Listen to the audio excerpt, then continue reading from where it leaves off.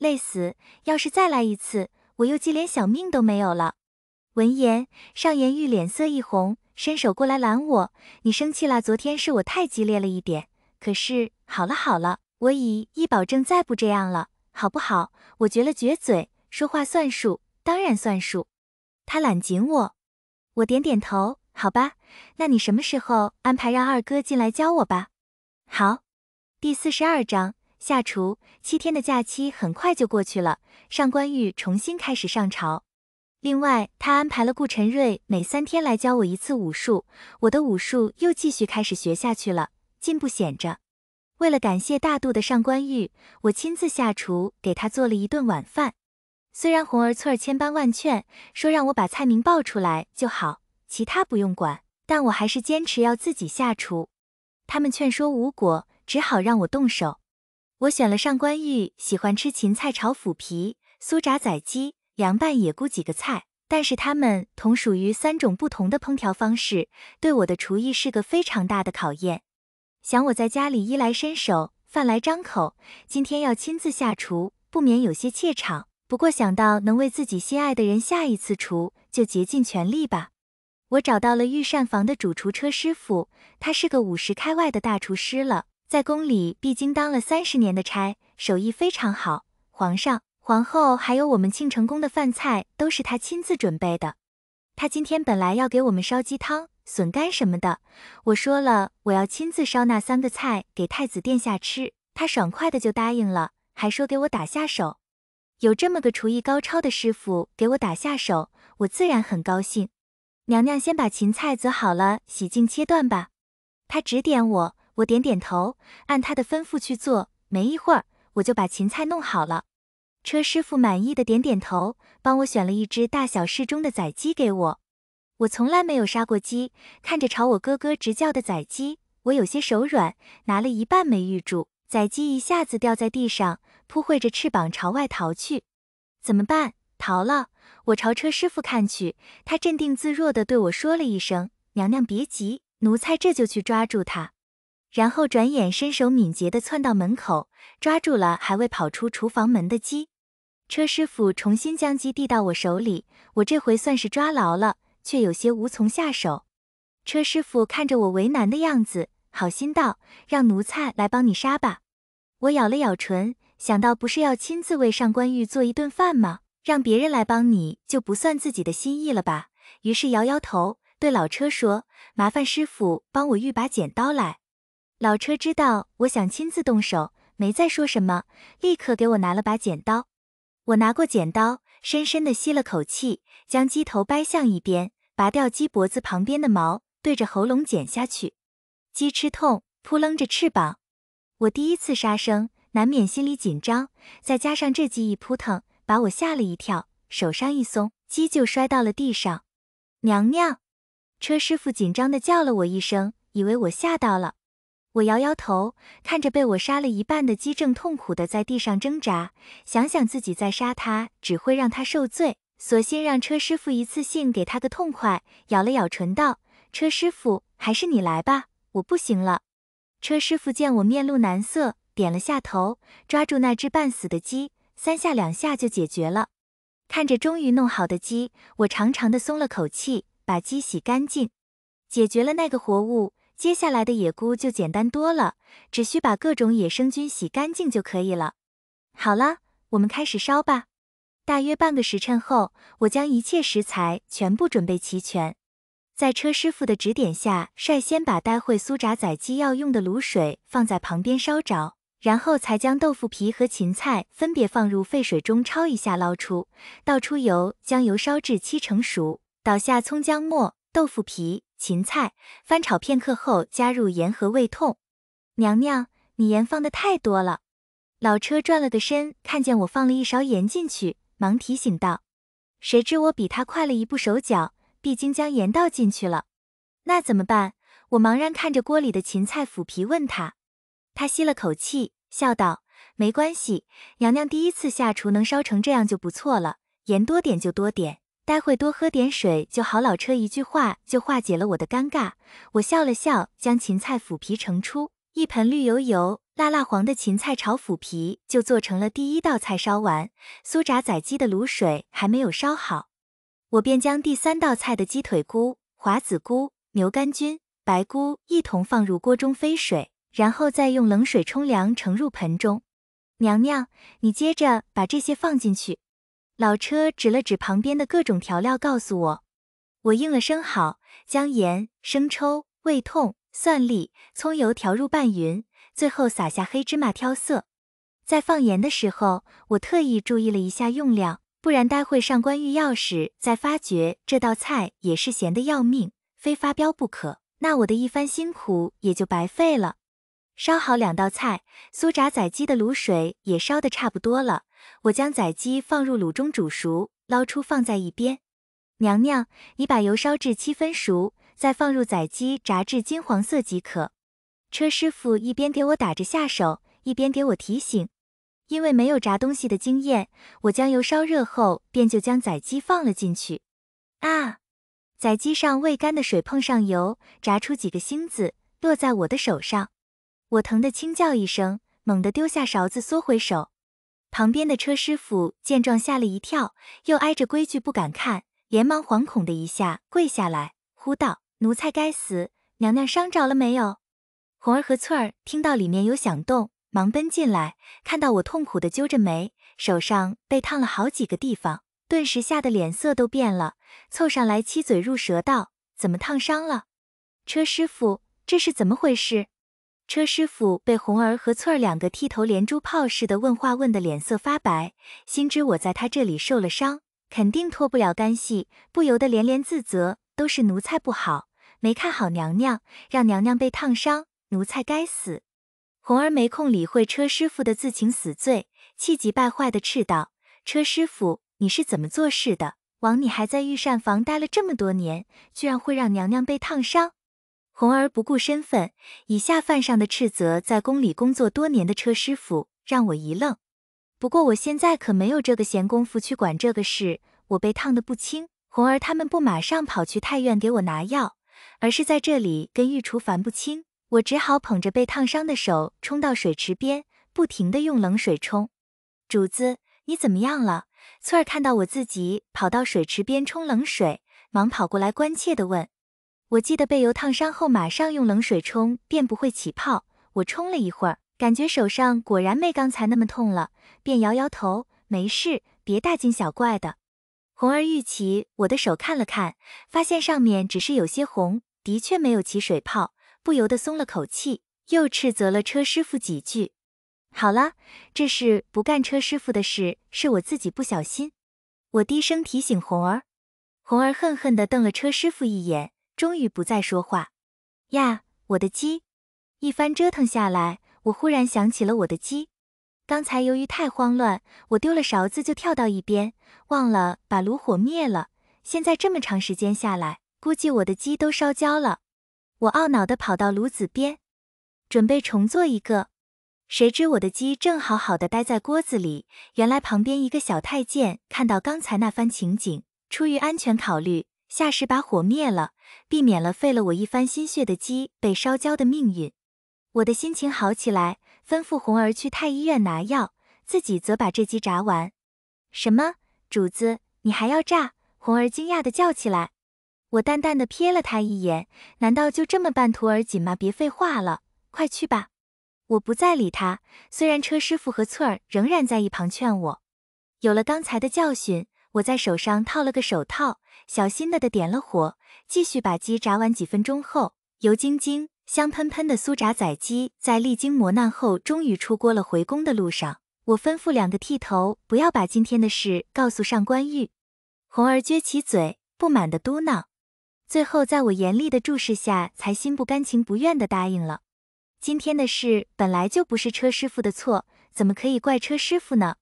傍晚时分，上官玉从乾清殿回来了，看到一桌子都是他喜欢吃的菜，不由得笑逐颜开。今天父皇赏了车师傅吗？怎么都是我喜欢吃的菜？我笑而不答。红儿忍不住道：“今天是娘娘亲自下厨陪殿下烧的菜呢，不是车师傅烧的。”上官玉好像不敢相信，诧异地看向我。我替他摆上碗筷，挥手让除了红儿外的剃头下去，淡淡的说，最近二哥来教了我几次武功，我长进不少。为了感谢你，特意给你准备了一顿晚饭。上官玉笑起来，你我夫妻，这有什么？还这么正式的亲自下厨给我烧饭，我给他加了会鸡，献宝似的说，你先尝尝我的手艺吧，可是费了我不少时间。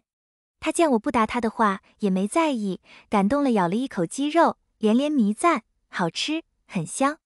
是吗？我笑起来，也给自己夹了一块。说实话，我也没尝过，不知道什么味道。好像还真错，鸡肉入口，又酥又般，看来有师傅的指点，果然不一样。那你再吃吃这个。我不敢叫上官玉吃那个芹菜炒腐竹，因为我刚才尝了一口，果然成得厉害，于是只好指了指另一盆凉拌野菇说。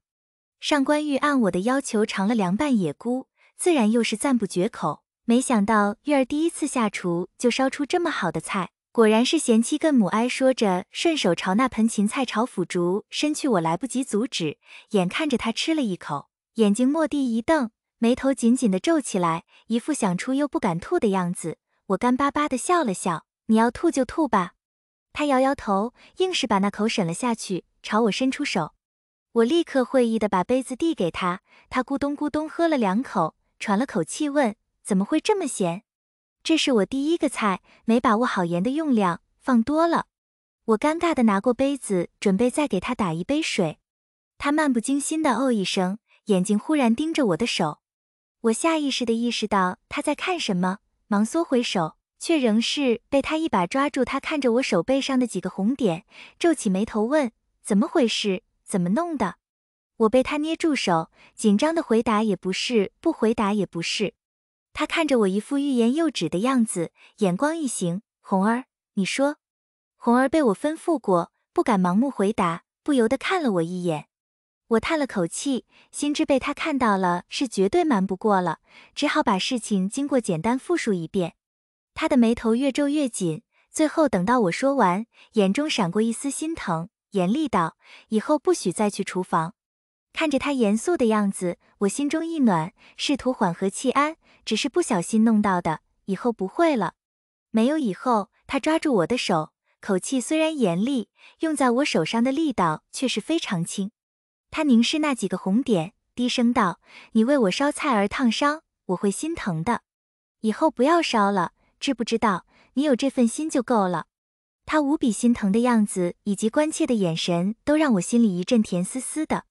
我顿了顿，点点头，好，我听你的。他满意的松开我的手，主动给我夹菜。今天的一顿饭吃得格外温馨。第43章，生辰1，炎炎夏日，骄阳似火，虽然几近初秋，但是大连的5天似乎还没有过去。中午时分，太阳炙烤着大地，热浪扑面而来。我们的公室里放了好块大冰块，红儿不停地摇着扇子给我降温。我躺在冰竹床上午睡，却孤中无法入睡。小姐，你安心睡，奴婢给你扇扇子。红儿看我睡不着，低声安慰我。我怕她担心我睡不着又着急，索性倚了眼睛面朝墙装睡，脑中却故为无比清醒的思路开始东想西想。这个是几号了？天气还这么热，好像是23了吧？8月23。这个日子怎么这么熟悉？我动了动眼皮，嗫嗫睁开一条缝，起身对着黄历看了一会儿，才猛地一拍脑袋。对呀，前2天上官玉一直有意无意地提醒我他生日快到的消息，我忙着练武没放在心上，今天这一想起来，还有3天就到他生日了。8月26号，上官玉18岁的生日。小姐，红儿看我突然爬起来，吃了一惊，错愕不己地盯着我。我想到终于有事可做了，兴奋异常。前阵子答应了上官玉不再去厨房的要求后，我的厨艺得不到展示，又没有供消遣的事情，这阵子实在过得太闲。幸亏想起还有3天就是他生日，又可以大展拳脚一番了。我将想法告诉了红儿，红儿瞪大眼睛看着我，小姐不是答应过殿下不再去厨房了吗？怎么又要去？我笑着刮了下他的鼻子，意思你怎么这么笨？谁说给他过生日一定要下厨房的？我准备给他准备一个特殊的生日礼物，特殊的生日礼物。红儿好奇地看着我，是什么？生日蛋糕。我爬下床，穿起鞋子，说行动拖行动，时间不多，我得赶快准备。生日蛋糕，红儿不由得重复了一遍。这个蛋糕有什么稀奇的？平时不是经常吃吗？我笑了笑，奇就奇在我要在上面加些材料。红儿不明所以，一头雾水地看着我。我不再回答，光是蛋糕是没什么稀奇，但我要在上面加上我们现代的奶油、水果、果仁什么的，做个五花十色的水果蛋糕。翠儿，你去把李师傅叫来，我吩咐道。翠儿听话，什么都不问地拖跑去御膳房，找到了李师傅。李师傅看到我，神情有些紧张，估计上次我被烫伤的阴霾还没有散去，又看到我又找到他，于是来也不好，不来也不好，不由得格外小心。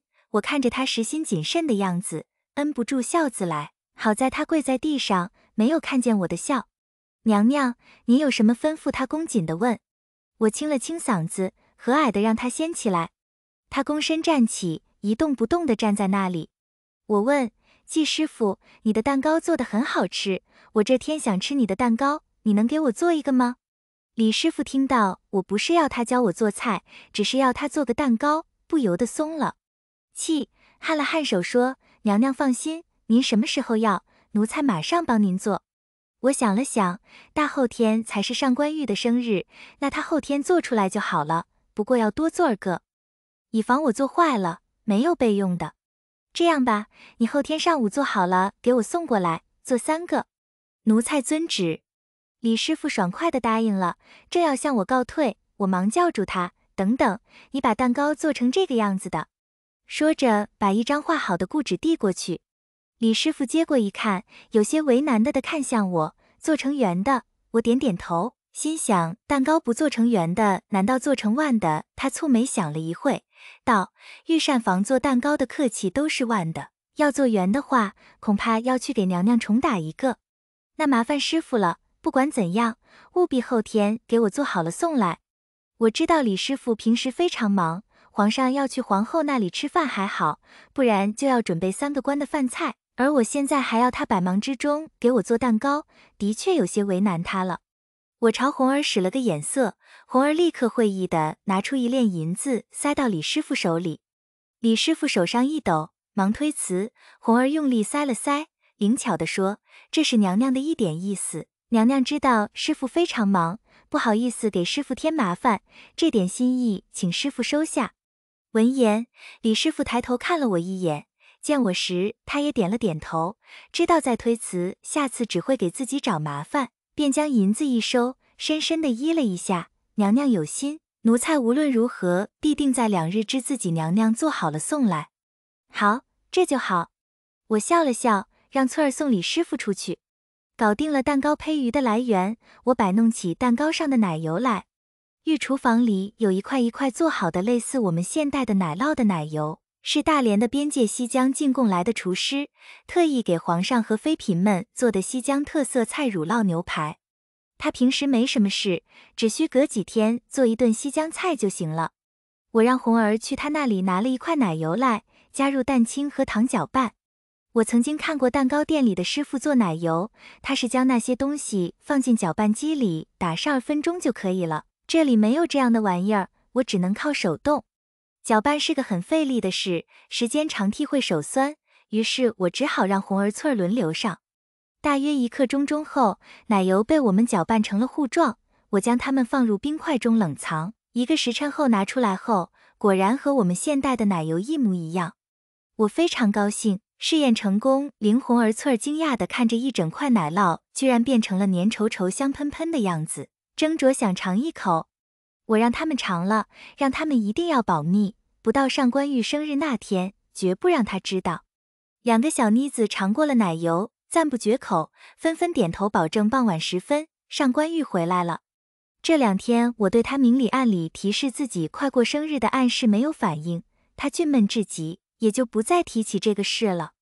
我见他自己都不提了，心里高兴，他不放在心上了，我到时给他生日蛋糕，他才会感觉惊喜。2日后，李师傅果然按时送来了蛋糕。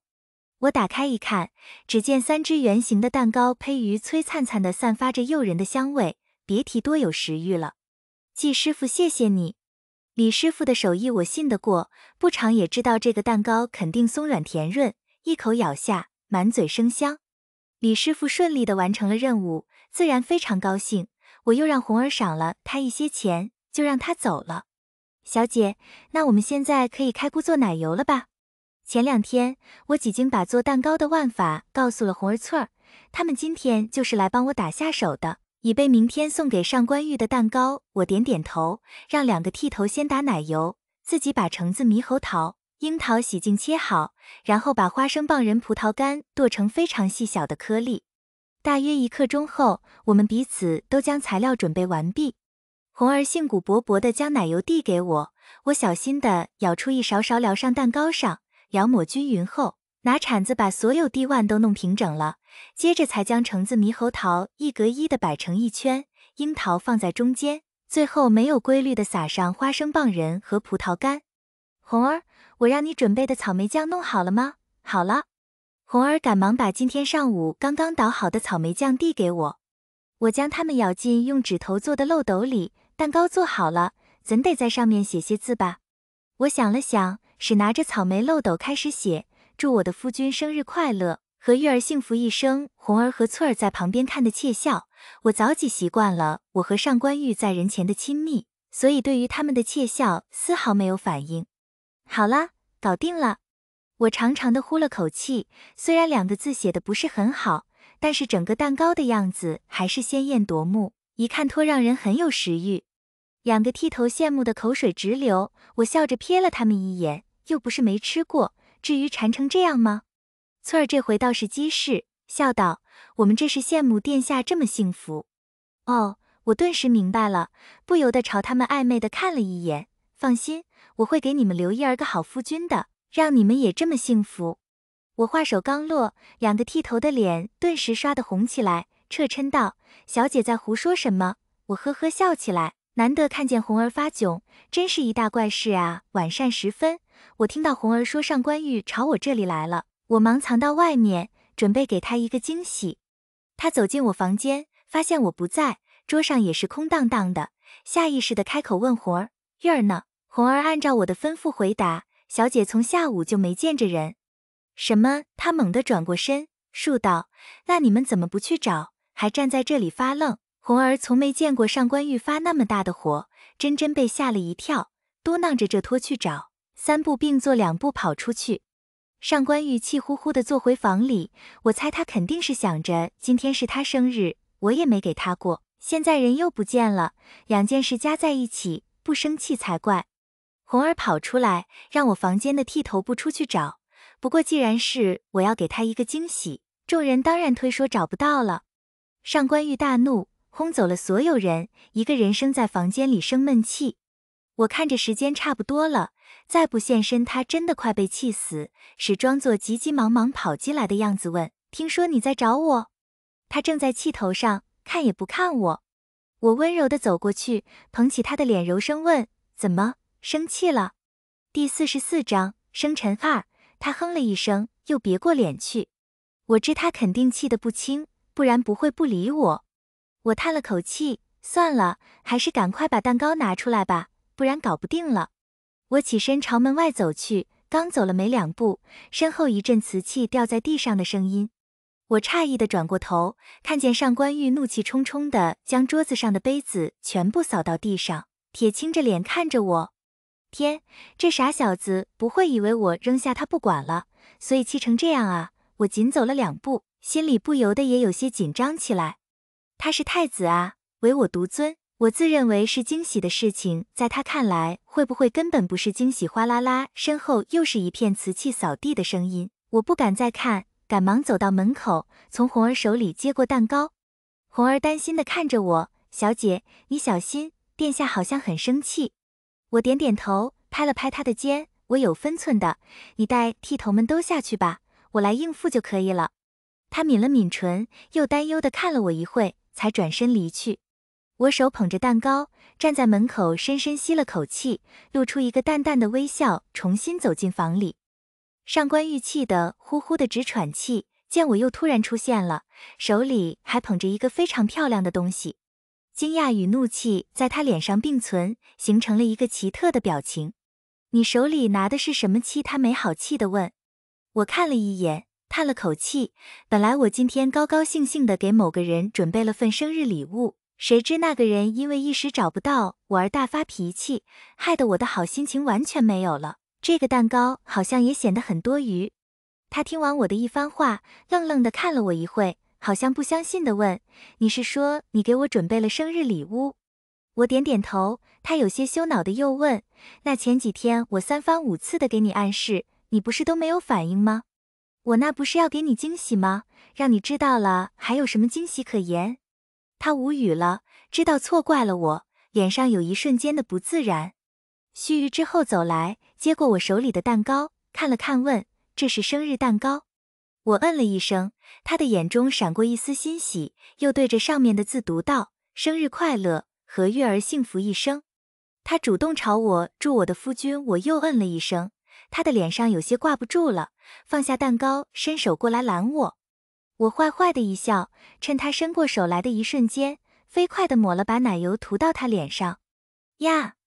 他低呼一声，随即明白我刚才的不高兴都是装的，不由得气道，好你个剃头，居然又骗我！我看着他的大花脸，终于再也忍不住，右着腰哈哈大笑起来，谁让你老是对我横眉冷眼的，这是惩罚。他斜着眼，哦了一声，挑了挑眉，慢慢站起身，也伸手抹了把奶油，忽然就要朝我涂来。好在我早有准备，一下跳到了旁边。他一次偷袭未果，索性跟我玩起了猫抓老鼠的游戏，我们2人围着桌子转起来。你别跑，他顶着大花脸说。我笑嘻嘻地看着他，我不跑，难道等着你来涂吗？你站住，他吼道。我摇摇头，不行。几个回合下来，上官玉始终没有涂到我。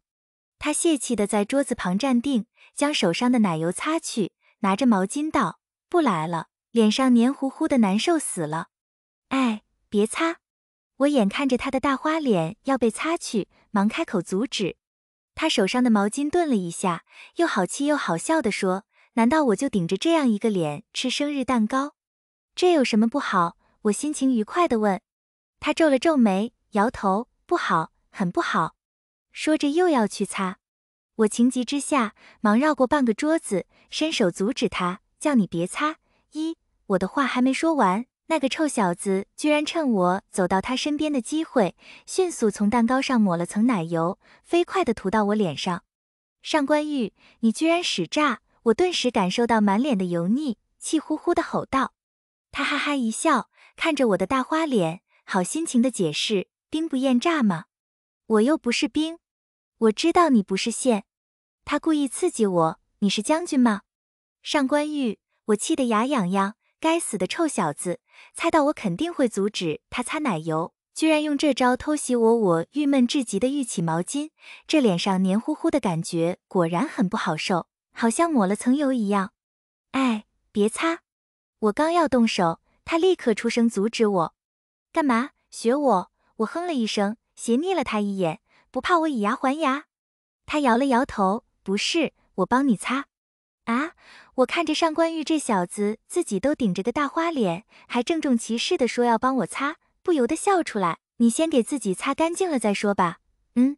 我话还未说完，他已经抱住了我，唇温柔地蹭到我脸上，吃着我脸上的奶油。我简直不敢相信，他居然用这种方式来帮我擦脸上的奶油。刚张了张口说了一个字，他便已经缠绵地吻上来，堵住了我接下来的话。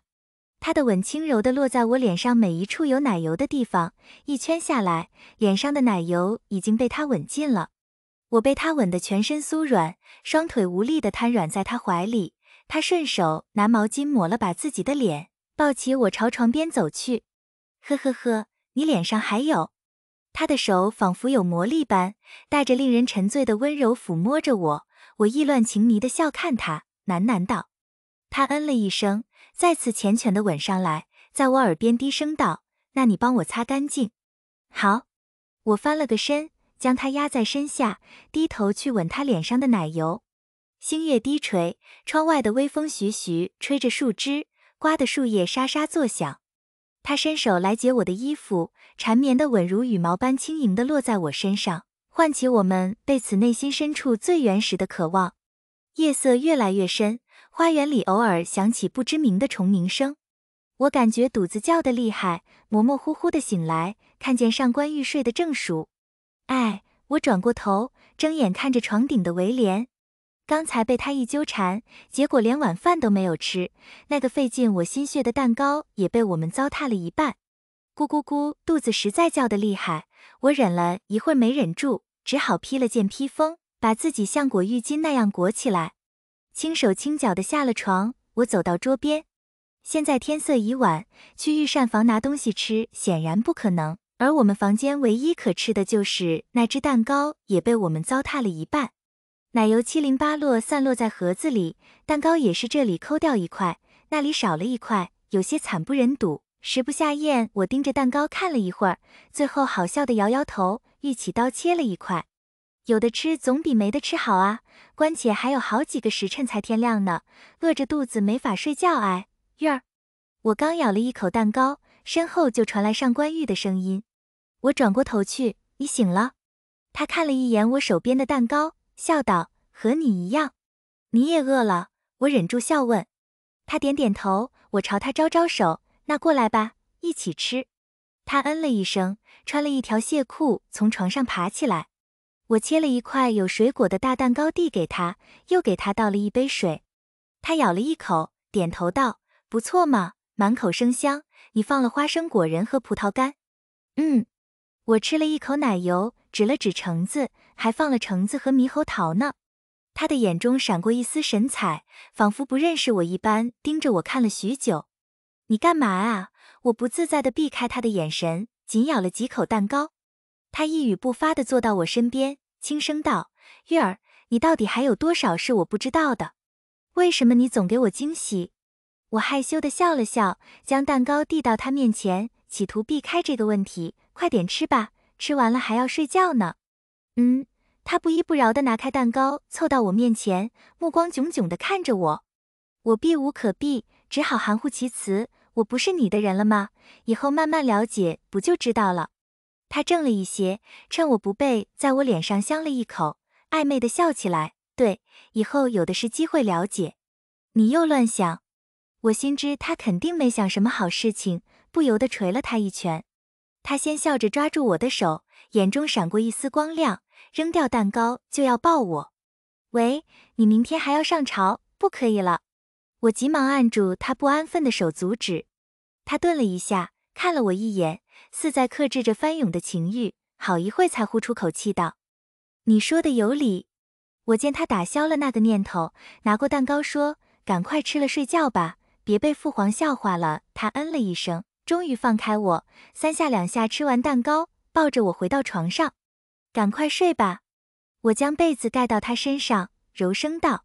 他听话的嗯了一声，看了我片刻，终于还是忍不住抱住我，吻了好一会儿，才在我的再三催促下沉沉睡去。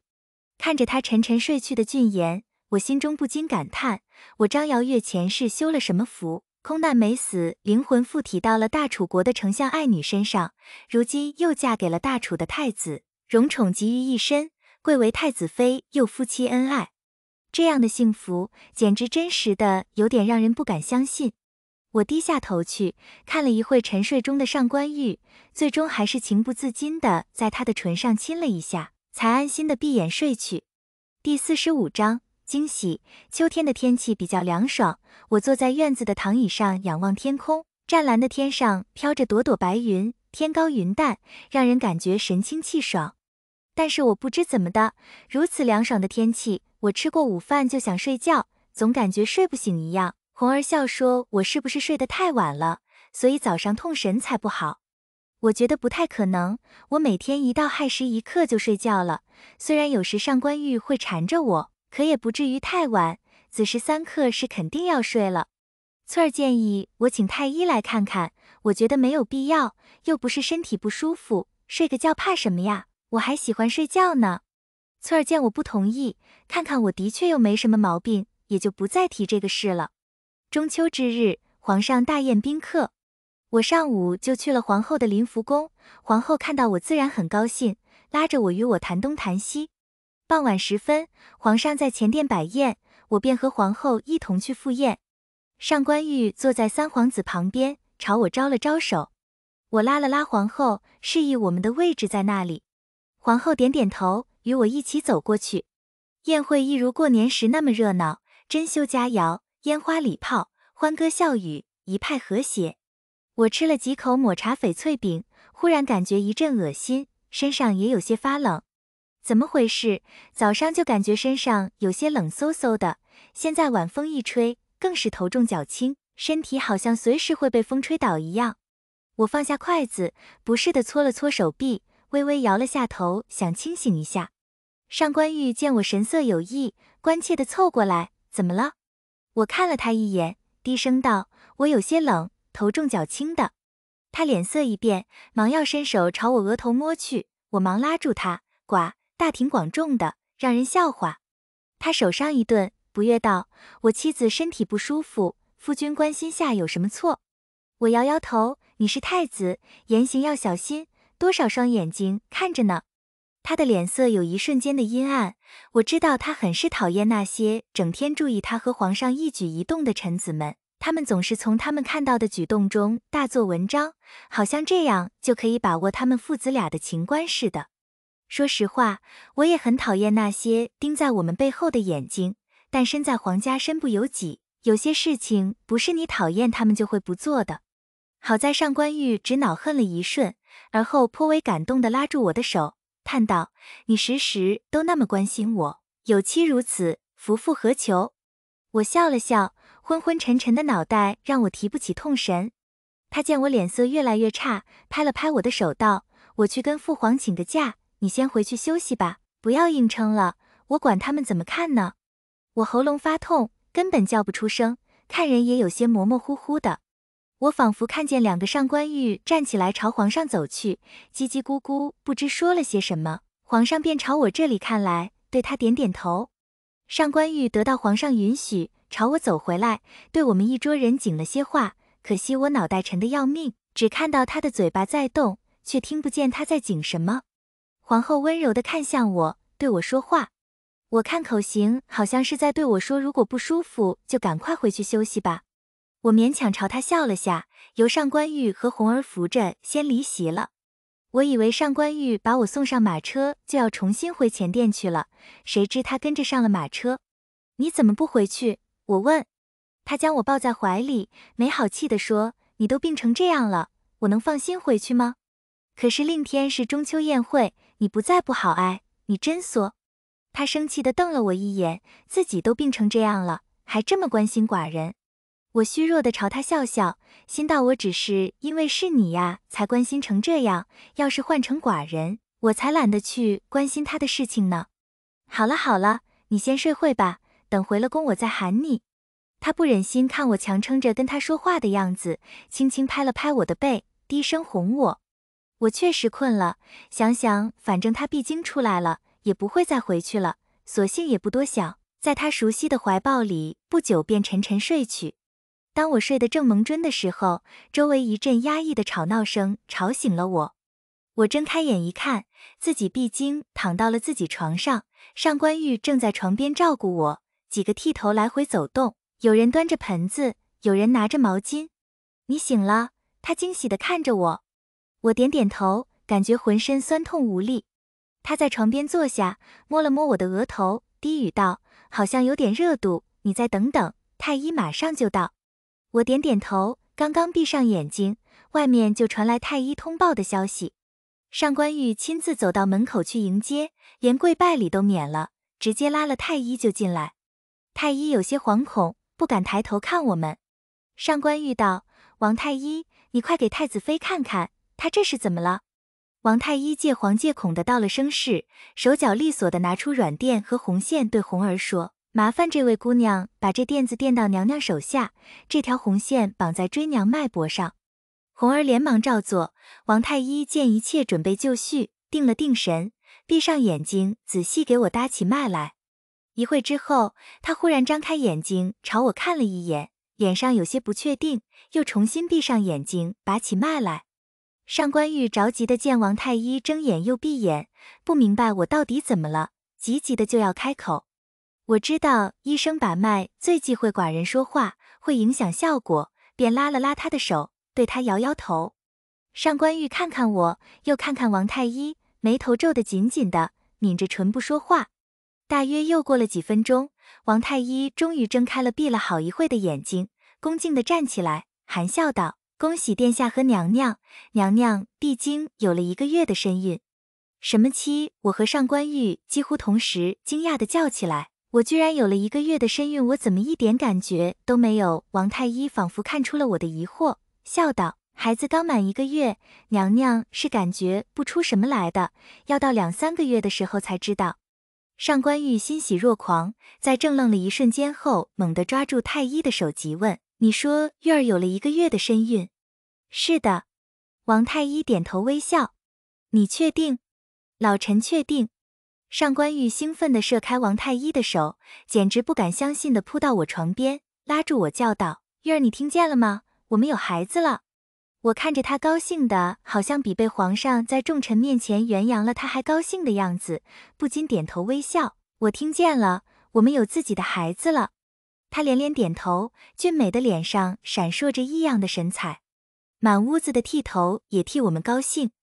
红儿带领着大家纷纷跪下来，喝道：“奴婢恭喜殿下和娘娘。”上官玉开怀大笑，挥了挥手道：“好好好，今天大家都有赏。”看着上官玉开心无比的样子，我决定不再提下自己不舒服的事，免得又让他担心。谁知他笑完，忽然神色一收，看着太医问：“那刚才玉儿身体不舒服，是因为怀孕了吗？”王太医回过神来，恭敬地说：“娘娘是着了点凉，又加上身怀有孕，所以才会不舒服。不过娘娘正怀着胎，不适合吃药，好在病也不重，殿下让她多休息，多喝点水，睡上2天就会好的。”上官玉连连点头，心疼地握住我的手，难过道：“辛苦你了，玉儿，为了孩子，药都不能吃。”我摇摇头，反手握住他的手，对他笑了笑：“寡难过，我们有孩子了呀，你应该高兴才是。”他勾了勾唇角，转过头对太医说：“王太医，那麻烦你给玉儿开些安胎的药吧，等她好了再吃。”王太医应了一声，走到一边去开药。上官玉坐在我身旁，将我抱进他怀里，让我靠在他的肩。他轻轻地伸手放到我的小腹，声音略带喜悦的激动：“好神奇，这里面居然孕育着一个生命。”我笑了笑，伸手抚上他的手，有些叹息道：“是啊，一个小生命就这么产生，殿下，老臣必经开好药方。”王太医知道我们恩爱，不好意思抬头看我们的举动，低着头道。上官玉看了他一眼，亲了亲我的额头，小心翼翼地将我靠到床头，站起身接过太医递来的方子，看了看对红儿说：“带王太医去领赏钱。”王太医千恩万谢地走了。上官玉走过来开心道：“我明天就把这个消息告诉父皇母后。”我看着他高兴得有些手足无措的样子，不由得笑起来。他挠了挠头，忽然看到面色苍白的我，神色一怔：“对了，你还发着烧呢，赶快把这杯水喝了睡觉。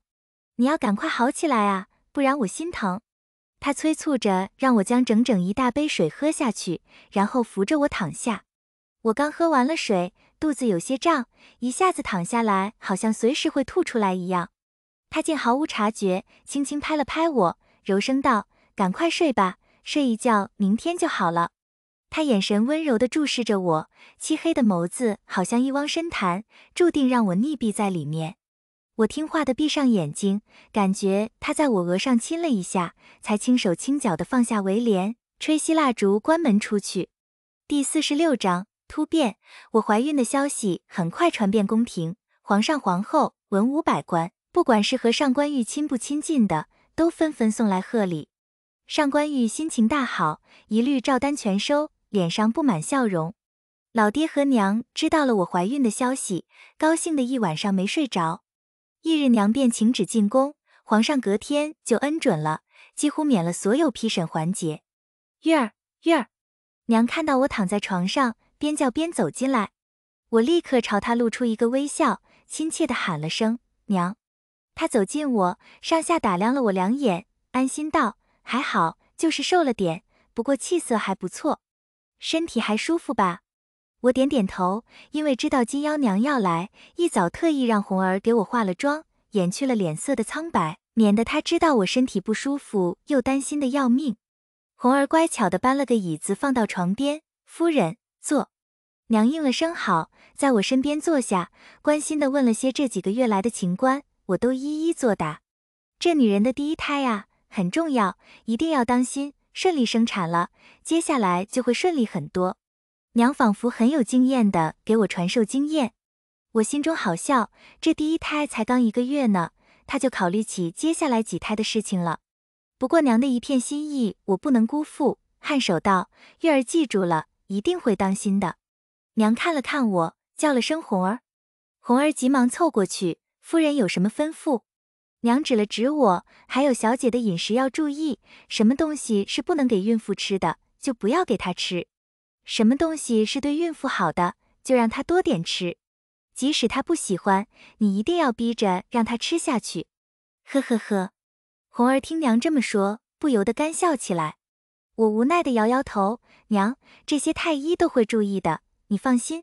说着，我抚上小腹，无比爱怜道，即使为了孩子，我也会把太医给我的东西全部吃下去，不管喜不喜欢。娘也笑起来，自知刚才那些话有些多余了，一切有太医在，她不用担心。不过她是为了我好，我还华语开心。娘朝她带来的丫头招了招手，丫头立刻奉上一只盆子。她拿过递到我面前，这个是你爹知道你怀孕了，特意从他朋友那里拿来的，是挟持皇宫给皇后的安胎秘方。我接过盆子打开一看，里面整整齐齐地排列了100多颗棕色的酒籽，散发着一股我们现代中药独有的药香。我舍上盖子，微笑道：我们大楚繁荣昌盛，太医院人才济济，爹怎么去拿蛮夷的东西过来呢？娘唉了一声，假装板了我一眼，大楚虽然繁荣昌盛，但是多吸收一点寡人的痛华不是更好？你这是孩子，你老爹好不容易给你搞来这一盆，还嫌弃呢？我不是嫌弃。我将盆子射到桌上，环顾了一圈四周，挥手让丫头全部下去，只留下红儿才道：我现在是大楚的太子妃，在大楚的皇宫吃挟持的东西，被皇上和上官玉知道，总是有些不好的，不管是不是补品。娘沉默了一会儿，似乎在思索着我的话，半晌之后点点头，你说的也对，那你藏起来吧，娘总不能带回去，不然你爹又要说我办事不力了。说完看了一眼那盆药，叹息着说，这安胎药真的很好，2天吃1粒，正好吃到你生产。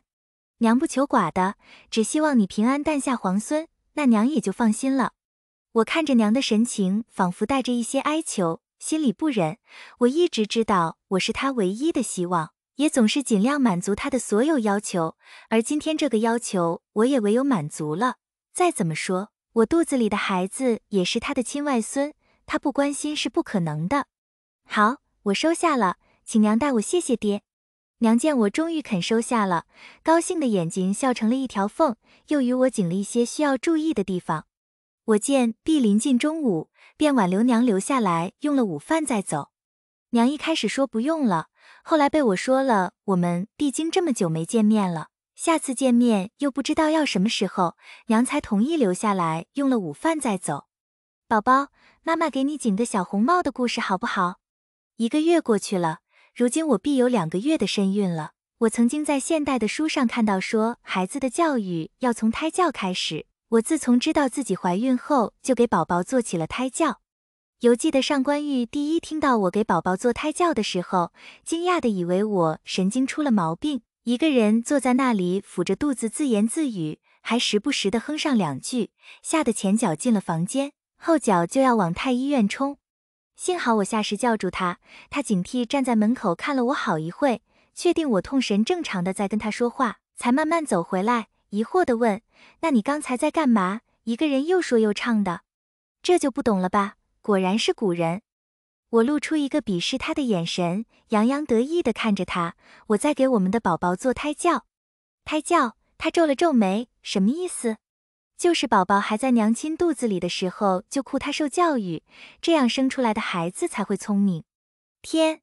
上官玉怪叫了一声，终于还是忍不住伸手摸了摸我的额头。你没发烧吧？这孩子还在娘肚子里懂什么？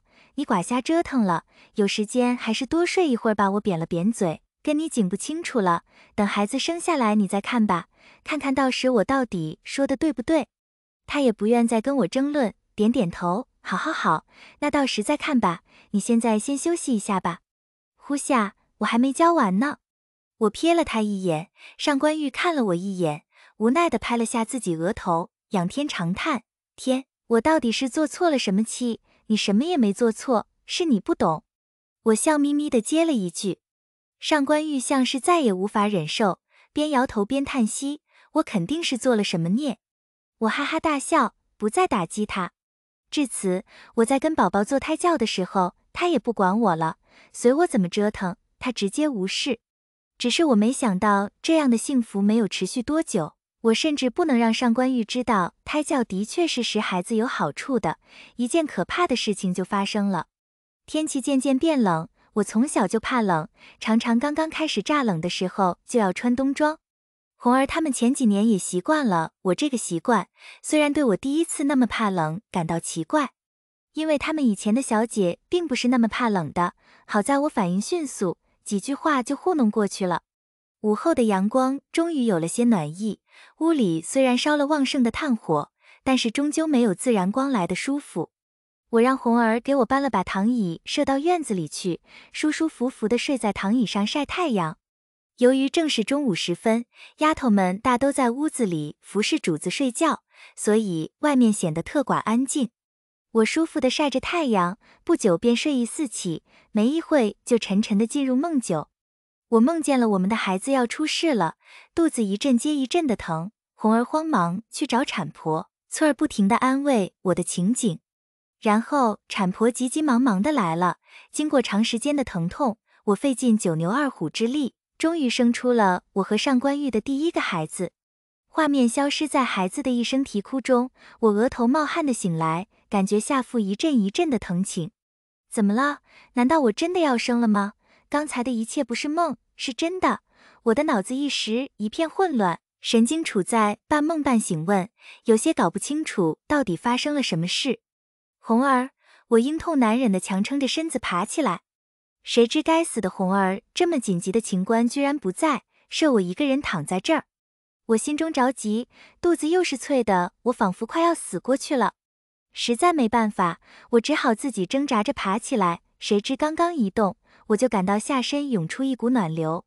我脸色大变，心知出大事了，几乎绝望地用尽最后一点力气大喊一声：玉儿！小姐！红儿的声音犹如天籁传来，我心中一喜，知道救命稻草来了，赶忙使劲睁开眼睛，朝她伸出手。红儿！小姐！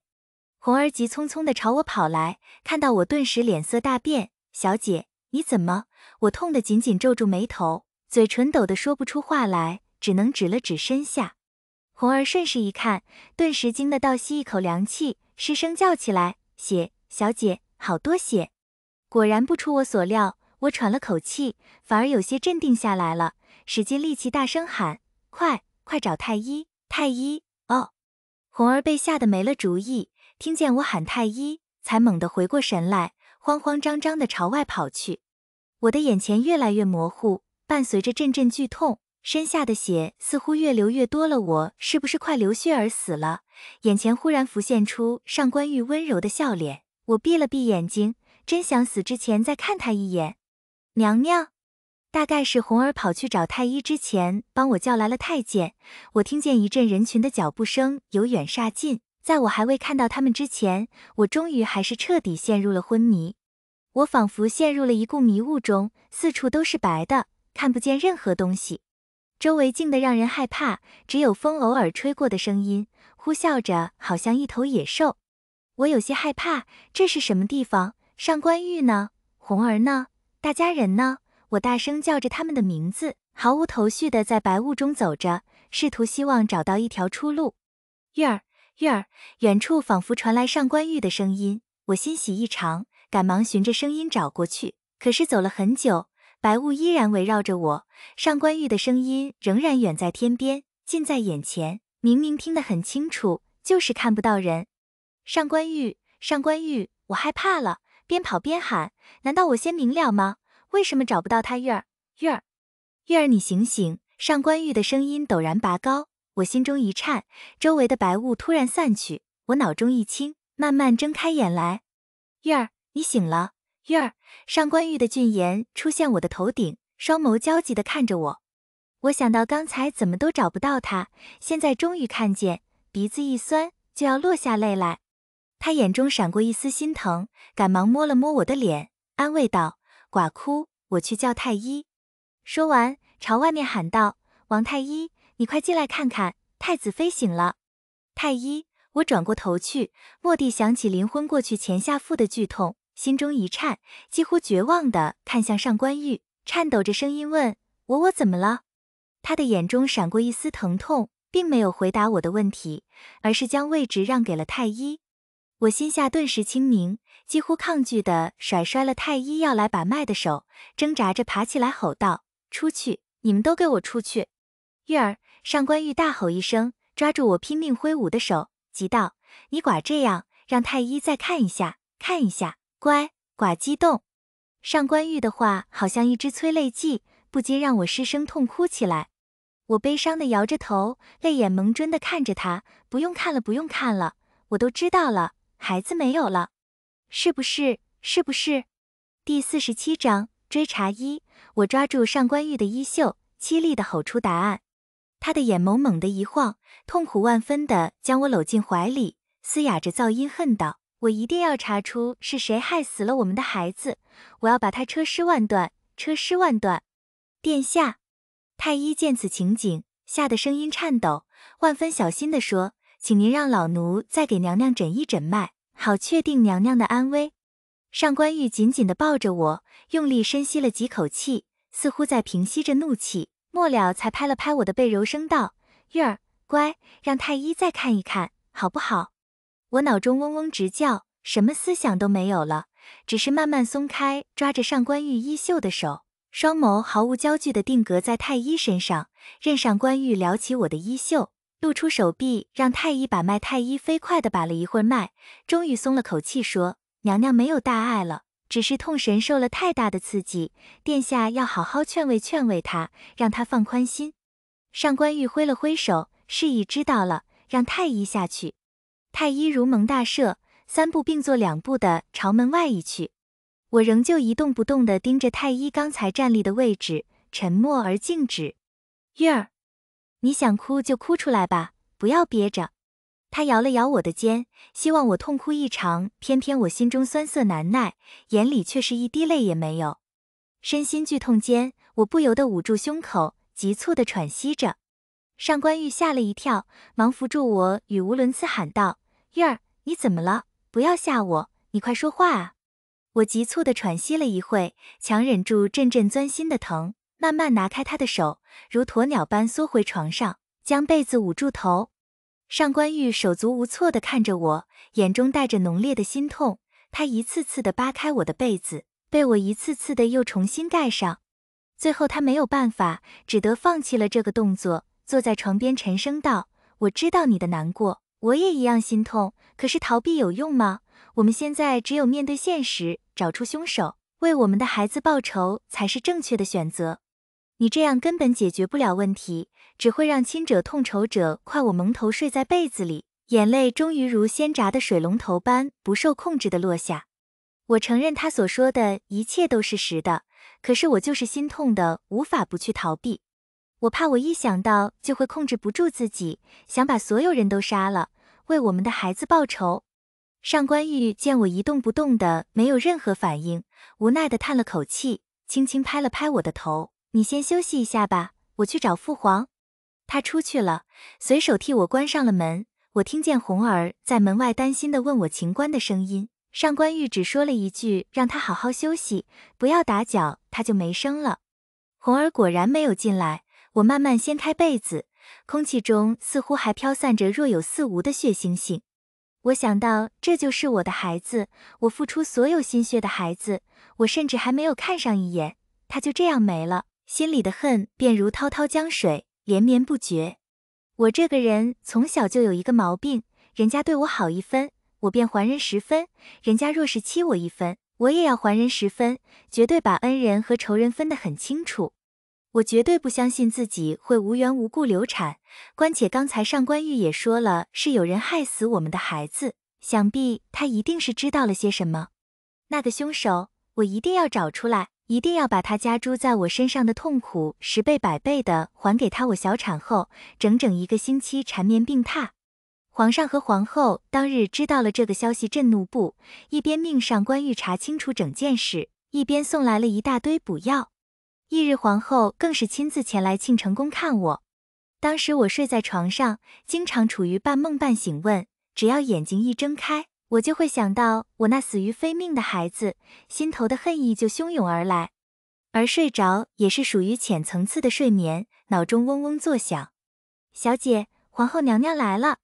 现在红儿根本不敢大声跟我说话，小心翼翼地在我床边报告。我正面朝墙睡着，听见皇后来的消息，慢慢睁开眼睛，脑子转了好一会才反应过来红儿说了什么。小姐，红儿见我没反应，又试着叫了我一声。我慢慢转过身去，看见一身素色宫装的皇后正站在红儿身后，满脸心疼地看着我。我慢慢爬起来，红儿忙来扶我。母后，我沙哑着噪音叫了一声，想要下床行礼。她一个箭步走过来，忙按住我玉仙背的手，摇摇头道：快寡行这些虚礼了，你还是躺着吧。我停下欲起身的手，勉强勾了勾嘴角，低声道：谢母后。皇后也是露出个极为勉强的笑容，好看的眼睛静静地看着我，半晌才伸出微微颤抖的手抚上我的脸颊，梗审着：我可怜的玉儿，怎么这么命苦。皇后此话一出，我的眼泪立刻就下来了。红儿惊呼一声，忙急急地对皇后道：娘娘，太医说主子需要静养，不可再受刺激。皇后微微转过半个脸，点了下头，复又看着我，神情温柔地坐到我床边，拉起我的手，似哄孩子般哄道：好玉儿，不哭，不哭了。哎，我心中酸痛，皇后越是温柔我越是伤心，但我知道自己不能在寡人面前表现出太多的脆弱，这样只会让躲藏在暗处的幕后黑手开心。我让自己止住哭泣，倔强地抬起头看向皇后。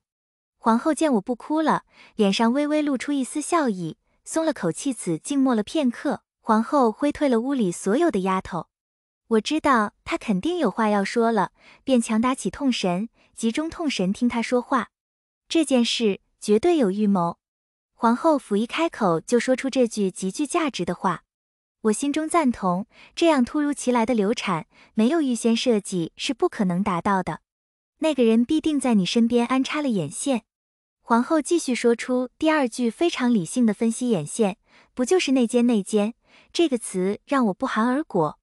虽然深知宫中险恶，但是被老爹和上官玉保护得太好的我，第一次直面这个词，终于感到了前所未有的冲击。我不禁佩服皇后的推断能力，果然不愧为在深宫摸爬滚打多年的高手，对于阴谋了如指掌。说句不恭敬的话，我从来都不认为上官玉的娘是干净的，能在深宫20年容完不圆，没有一点手段是做不到的。这样的指谋，他或许可以破解其中的奥秘，但是不一定可以看出到底谁才是幕后黑手。我默默地听着皇后的分析，暗暗将这些分析与自己的对比，发现我的分析与她几乎一致，看来我的分析没有错。那么母后觉得谁最有嫌疑？我毕竟没有耐心了，相同的分析让我抓狂，我只想快点知道凶手是谁，好让上官玉去杀了他。皇后沉默了一下，摇摇头，这个范围太大了，很多人都有嫌疑，没有证据，我也不能乱说。哼，说到底，皇后果然是不知道谁才是凶手的。我有些失望的低下头，是玉儿太心急了，这是急不来的，望母后见谅。皇后理解地拍拍我的手，我知道你的心情，放心，皇上毕竟让玉儿去查这件事了，相信不久玉儿就会查到些什么。你要放宽心，赶紧把病养好，不然玉儿也不能安心查事。我拼得闭了闭眼睛，我何时不想快点好起来，可是这个打击太沉重，让我无法承受。心情不好，身体自然无法好起来。皇后见我脸色不佳，不便再多说什么，微微叹了口气，你好好休息吧，我有空再来看你。说完起身准备离开。我微微弯了下腰，垂眸低头，母后恕罪，恕玉儿不能亲送。